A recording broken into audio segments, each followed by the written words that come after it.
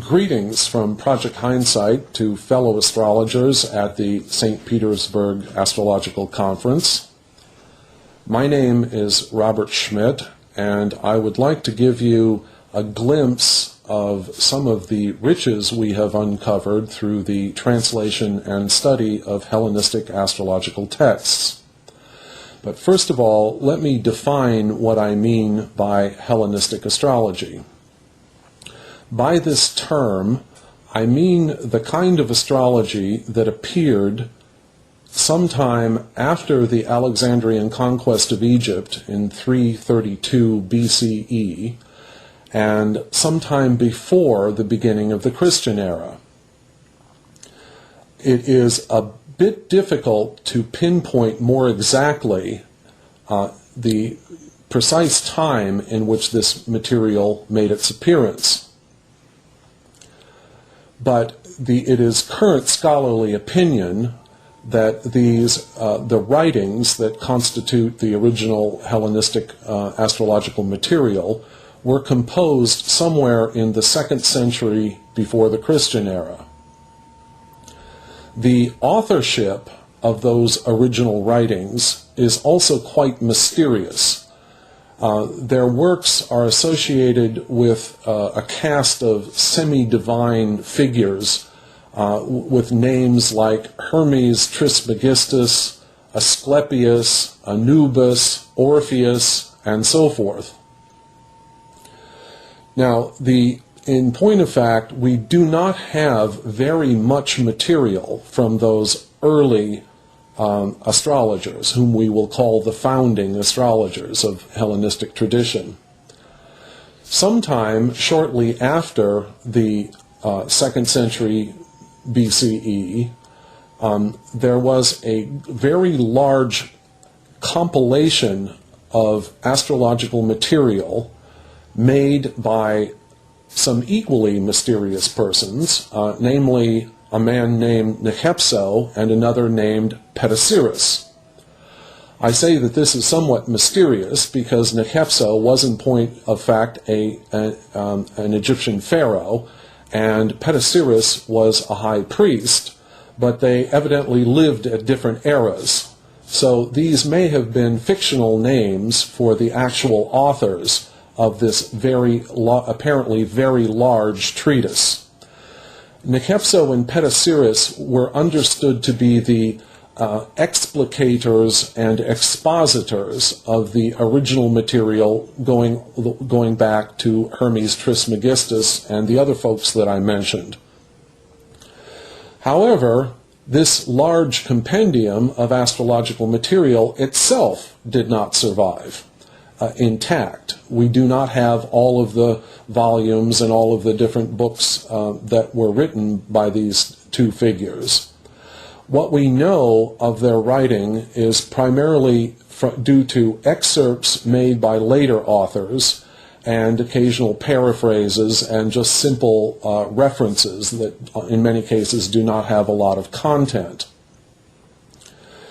In any case, this material that was formulated in this lost work by Nechepso Petosiris became the source of all the later Hellenistic astrological writings.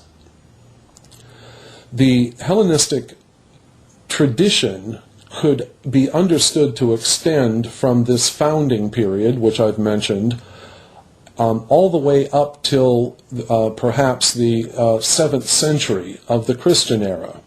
Now, even though this covers the Roman period and part of the early Byzantine period, I still call it Hellenistic astrology for the simple reason that it has all of the earmarks of this original astrology and was not influenced by other traditions. This is to some extent like calling the work of William Lilly and the English school, who were writing during the end of the 1600s, medieval astrology, because the type of astrology that they are practicing is in fact medieval, has a direct link to the medieval tradition, and was not influenced by many of the revisionist tendencies that you will find in such writers as Kepler and the French astrologer Morin. So Hellenistic astrology, by this term, I mean the kind of astrology that was practiced in something like its pure and unadulterated form from approximately the 2nd century before the Christian era all the way up until about the 7th century. The Hellenistic astrology marks an entirely new beginning in the history of astrology. It's almost certainly the case that the Hellenistic astrologers got the idea for doing astrology from the Babylonians, or possibly from the pre-Hellenistic Egyptians, or perhaps from both of whom were practicing astrology in some form or other prior to the Hellenistic period. But during this Hellenistic era, a vast number of new concepts and techniques were introduced that cannot be traced back to either the Babylonian or pre-Hellenistic Egyptian antecedents. These contain such basic astrological concepts as houses, sign characteristics such as quadruplicities and triplicities, and masculine and feminine signs, aspect doctrine, timing procedures such as transits, secondary progressions, and also directive procedures, and also the study of solar returns, plus quite a few other basic matters that are still part of astrological practice, although the original concepts may be understood differently in modern times. So this material, which is sort of recognizably astrology in the modern sense, was all introduced during this Hellenistic period. This is why we could, with some justice, say that Hellenistic astrology is the origin of all later Western astrology. This Hellenistic tradition had an enormous influence on the development of the Western astrological tradition. The material, much Hellenistic material was translated into Arabic in the 8th century, either directly from Greek sources or through Persian intermediate translations. And for at least the first few centuries of the Arabian flowering of astrological practice, astrology was still, for all intents and purposes, Hellenistic astrology. I must say, however, that the Arabian astrologers evidently did not get all of the Hellenistic astrology that we possess today. The primary sources that they relied upon when they were formulating, formalizing, and schematizing their own astrology, the primary authors, Hellenistic authors, were Dorotheus of Sidon and Ptolemy. The problem with this is that Ptolemy is not exactly a representative Hellenistic astrologer.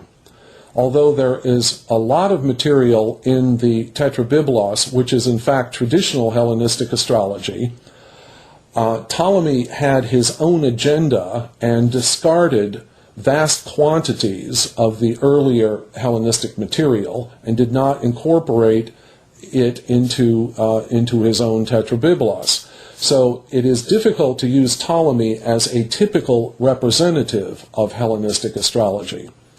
The other author who was highly influential during the Arabian period was Dorotheus.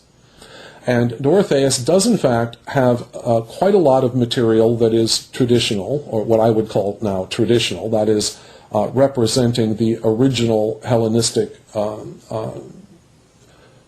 form of astrology. But there's a problem with Dorotheus as well, which is that his work was written in verse, in didactic verse, and it's a relatively long poem. It unfortunately does not survive